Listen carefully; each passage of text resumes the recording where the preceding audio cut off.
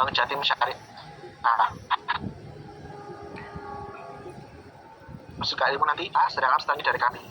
Jadi kita melakukan cost sharing sama seperti Uniqlo tadi. Jadi awalnya Bank Jatim melakukan pendekatan ke kami, waktu itu ke saya, Pak kami mau promosi dong produk kami ke para pelaku usaha. Saya bilang bahwa kalau promosi aja nggak bisa Bu, harapannya adalah kita harus mutualisme ya, saling memberikan dampak manfaat. Jadi kalau bisa Ibu bisa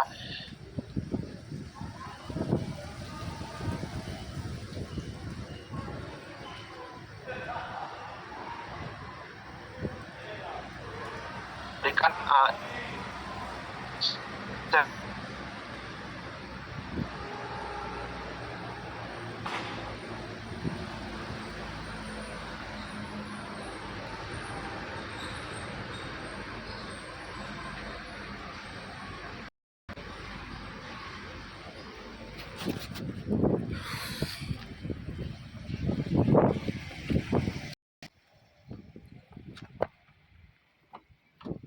ya, jadi dengan adanya program kemitraan seperti ini, menguatkan dari ini, maka masing-masing stakeholder itu sadar bahwa memang tugas pembinaan koperasi dan usaha mikro ini bukan hanya tugas pemerintah, tapi juga tugas dari pihak swasta dan juga tugas dari para stakeholder lainnya seperti universitas dan yang lainnya.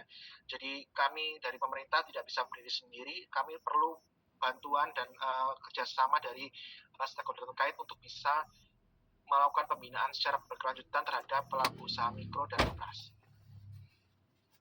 Ya, sekian dari saya. Mohon maaf jika ada kesalahan. Monggo kalau ada pertanyaan, Bu. Monggo. Oke, baik. Sebelumnya terima kasih banyak Mas Ari atas pemaparannya. Tadi banyak sekali ya yang dibagikan oleh Mas Ari, mulai dari pengalaman conference, juga bahkan soal publikasi yang tentunya ini kami semua sedang struggle untuk ngejar publikasi gitu, Mas Ari. Nah, kemudian semakin menarik lagi tadi Mas Ari sempat berbagi juga soal bagaimana implementasi dari program koperasi dan usaha mikro di Kabupaten Sidoarjo. Termasuk tadi juga disebutkan soal tantangan dan bagaimana kemudian public private partnership itu dapat menangani berbagai tantangan yang ada di implementasi koperasi dan juga UMKM di Sidoarjo, begitu ya Mas Ari. Oke, teman-teman semua, karena ini diskusi interaktif begitu ya, dan mumpung ada kesempatan juga kita bisa berbincang langsung dengan pakarnya nih dari Kabupaten Sidoarjo. Nah, teman-teman ada pertanyaan boleh disampaikan, mungkin bisa raise hand terlebih dahulu atau bisa langsung on mic. Oke. Iya, boleh. Ada Mas Abdul Majid, boleh dipersilahkan. Ya, baik. Assalamualaikum, selamat malam Bu Erna, Mas Ari. Ya, Mas Majid. Mas Majid ini dari Sidoarjo juga ini. Iya. Kalau Mas Ari ini alumni Bu Erna. Dari teman-teman UMKM disabilitas Mas Ari. Mas Acip, ya Masya Allah. Iya, jadi ini Bu Erna melaporkan juga kepada teman-teman. Jadi memang apa yang disampaikan Mas Ari tadi, ini cukup sangat suportif ya teman-teman disabilitas, khususnya UMKM.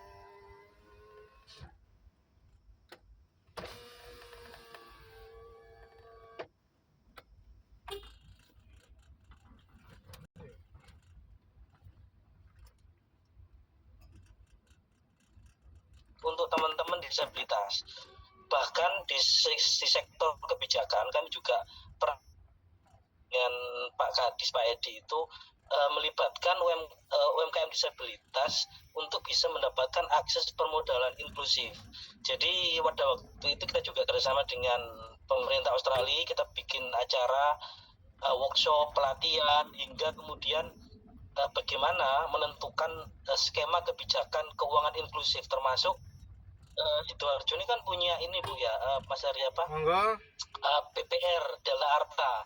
Lah, Dinas Koperasi ini salah satunya juga merekomendasikan UMKM disabilitas untuk bisa mendapatkan akses KURDA, kredit usaha rakyat daerah, dengan skema bunga di bawah KUR. 2/3% terakhir kemarin, dan teman-teman disabilitas sangat difasilitasi oleh Dinas Koperasi ini untuk bisa mendapatkan akses permodalan lewat referensi. Misalkan UMKM disabilitas ingin dapat akses, cukup melengkapi misalkan NIP, kemudian kalau belum bisa bikin NIP, Dinas Koperasi juga memberikan fasilitas bantuan pembuatan NIP, nomor induk berusaha. Itu ya, jadi kebijakan seperti ini yang kemudian Dinas Koperasi ini cukup proaktif ya. Kemudian yang terbaru kemarin juga sempat adanya KURMA ya, kelompok usaha perempuan mandiri, itu juga melibatkan kelompok usaha UMKM atau perempuan disabilitas. Kalau idealnya KURMA itu adalah per kelurahan adalah 10 orang, maka ada fleksibilitas, misalkan karena jumlah atau disabilitas di kecamatan dan di kelurahan ini kan tidak banyak ya, maka ada fleksibilitas kebijakan. Misalkan teman-teman boleh membuat satu kelompok dengan lintas kecamatan lah. Saya pikir ini terobosan kebijakan afirmasi dari Dinas Koperasi Sidoarjo, dan memang di bawah Pak Edi dan Mas Ari ini saya pikir kebijakan inklusif di Sidoarjo khususnya untuk teman-teman disabilitas juga sangat baik Bu Erna. Jadi ini sebagai best practice ya untuk Dinas Koperasi, sudah banyak melibatkan disabilitas, termasuk pameran-pameran itu selalu kita dapat jatah stand ya. Jadi untuk produk-produk disabilitas. Mungkin ini adalah bisa dijadikan best practice bagi teman-teman yang ingin tesis, mungkin ya kan cari topik apa yang menarik begitu kebijakan keuangan inklusif di Sidoarjo untuk disabilitas dengan Dinas Koperasi ini juga menarik untuk dikupas karena data dan praktiknya juga sudah mulai. Itu mungkin masukan saya Mas Edi terkait Koperasi Desa Merah Putih ini kan memang di setiap daerah Mas ya. Kira-kira kedepannya gimana? Apakah kita kan teman-teman disabilitas juga ada koperasi ya? Apakah kemudian ini bisa involve ke dalam atau bagaimana? Terima kasih. Terima kasih Pak. Salam kenal Pak. Ternyata pernah komunikasi ya Pak. Masya Allah, ternyata jenengan juga udah kuliah ya di MKP ya. Dapat beasiswa juga ya. Ya, saya semester 3 lagi tesis Mas. Oh, seperti Mas Dani berarti. Saya dulu pernah ada juga rekan Mas Dani. Suaranya juga luar biasa. Gak kalah sama relasi. Ya, luar biasa. Jadi ini terima kasih Pak Abdul Majid tadi atas testimoninya, kami memang dari Sidoarjo ini memang berkomitmen untuk bisa mengutamakan kelompok-kelompok para disabilitas. Jika memberikan suatu semacam kebijakan afirmatif ya, kalau memang pernah mengajarkan jenis-jenis kebijakan adanya kebijakan afirmatif, kita memang memberikan pengecualian kebijakan khusus untuk para disabilitas, pelaku disabilitas agar bisa mengembangkan usahanya. Salah satunya tadi ini sudah jelaskan dari KURMA, kemudian juga ada pelatihan. Adanya khusus untuk pelaku usaha disabilitas. Jadi memang kita bedakan dengan yang umum karena memang treatmentnya kan agak berbeda antara yang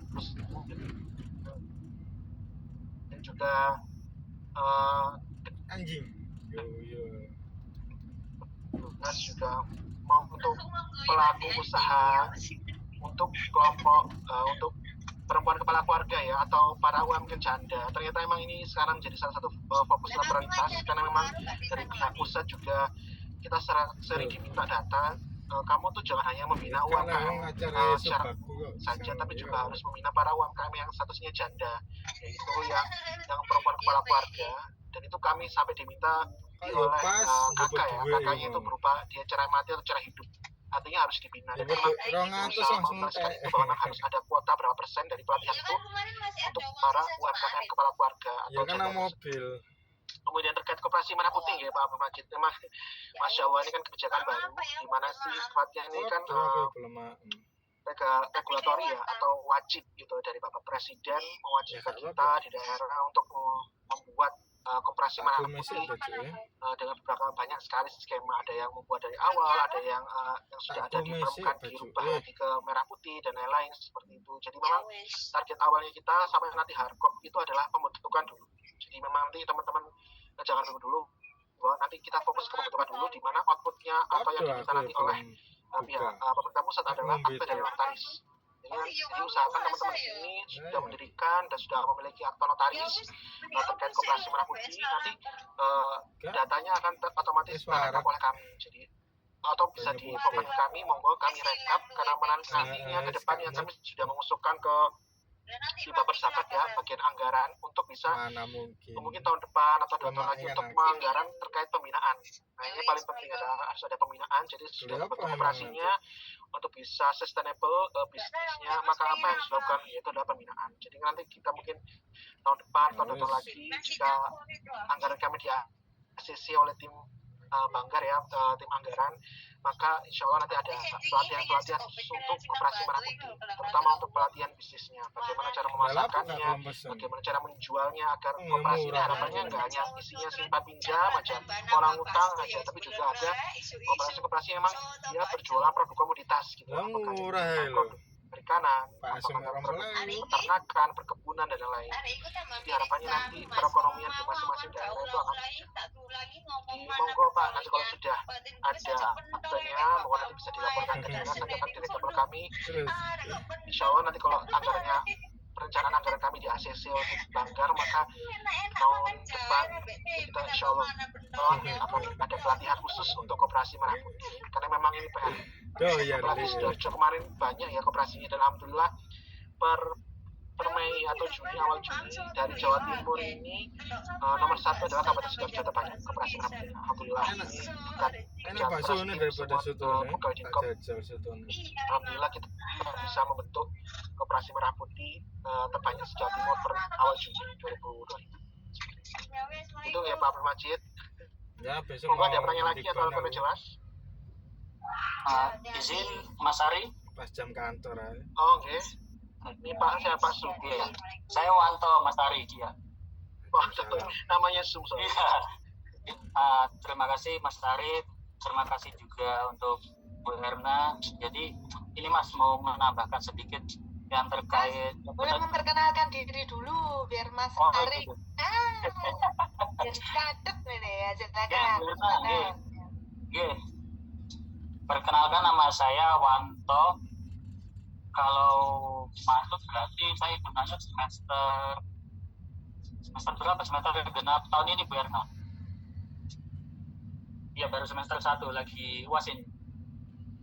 Ya, jadi sedikit mau menambahkan terkait yang tadi Mas Abdul Majid itu ya, skema pembentukan koperasi Merah Putih. Jadi di tempatnya Mas Abdul Majid itu kan sudah ada koperasi, tapi bagaimana bisa inline dengan koperasi Desa Merah Putih. Jadi mau menambahkan, sebetulnya koperasi Desa Merah Putih ini awal mulanya pembentukannya itu adalah melalui musyawarah desa khusus. Jadi koperasi ini adalah milik desa, bukan milik individu ataupun private. Nah, kalau misalkan dari Mas Abdul Majid itu menginginkan adanya join koperasi dengan Merah Putih, berarti pertama dari Mas Abdul Majid itu harus tahu dulu nih, sudah diadakan musyawarah desa belum. Setahu saya musyawarah desa itu memang dari akhir bulan ini sudah harus terbentuk. Nah, di musyawarah desa itu akan dibahas dan disepakati bagaimana skema pembentukannya. Apakah itu nanti akan membuat koperasi baru, ataukah nanti revitalisasi atau mengembangkan koperasi yang sudah ada. Nah, maksudnya di sini adalah kalau misalkan dari Mas Abdul Majid itu ikut musyawarah desa khususnya, berarti Mas Abdul Majid bisa menyuarakan, mengaspirasikan, oh ini loh kita punya koperasi, bisa nggak ini nanti sebagai bagian dari koperasi Desa Merah Putih. Jadi tidak bisa mengajukan pribadi karena itu memang harus atas nama desa dan melewati musyawarah desa khusus. Itu yang pertama. Nah, yang kedua, mohon izin Mas Ari, kan tadi sudah dipaparkan best practice-nya public private partnership dari Info Sidoarjo. Nah, itu kan dari dua contoh, maka itu kan sifatnya inisiasinya adalah dari pihak private-nya. Jadi dari Uniqlo-nya ataupun dari Bank Jatimnya tadi istilahnya mengajukan inilah kerjasama. Mohon kiranya dari Mas Ari bisa nggak memberikan contoh inisiasinya itu dari Dinas Koperasinya sendiri. Bagaimana prosesnya, bagaimana juga tantangannya. Seperti itu Mas Ari, Bu Erna, matur suwun.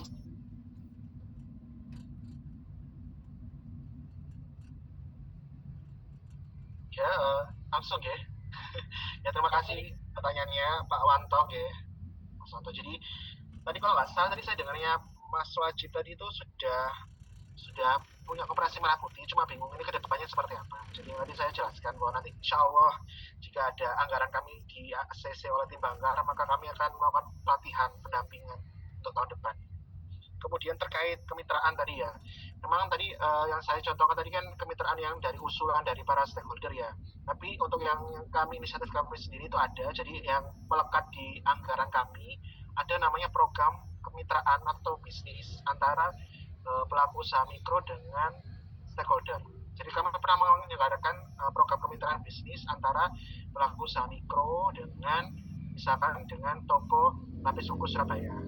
Jadi nanti kita pertemukan antara toko lapis suku Surabaya dengan produk usaha mikro. Harapannya apa? Produk-produk usaha mikro ini bisa masuk ke toko-toko besar yang biasanya tempat pariwisata seperti toko lapis suku Surabaya. Yang mengkurasi siapa? Toko lapis suku Surabaya. Jadi memang harapannya yang tahu standarnya kan toko lapis suku Surabaya. Jadi dia nanti yang mengkurasi para pesertanya, UMKM-nya. Nanti yang lolos seleksi, maka dia akan bisa memasukkan produknya di lapis suku Surabaya dengan beberapa teknik kemitraan ya.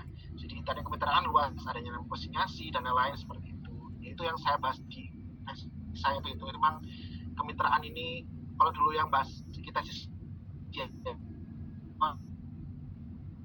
Sprindak di sebelum saya di Dinas Koperasi dulu itu pernah ada kemitraan bisnis juga antara Transmart Sidoarjo dengan UMKM Sidoarjo. Pada waktu itu ada 100 UMKM yang sudah bermitra, sudah tanda tangan kontrak. Ternyata di akhir tahun 2020 waktu saya menjalankan tes itu ternyata tinggal 0. Nah itu kan ada masalah. Ternyata memang kemitraan ini tidak mudah ya. Dari pelaku usaha besar, kemudian ada pelaku usaha kecil. Apakah pelaku usaha besar ini mau benar-benar mentraining, mempelajari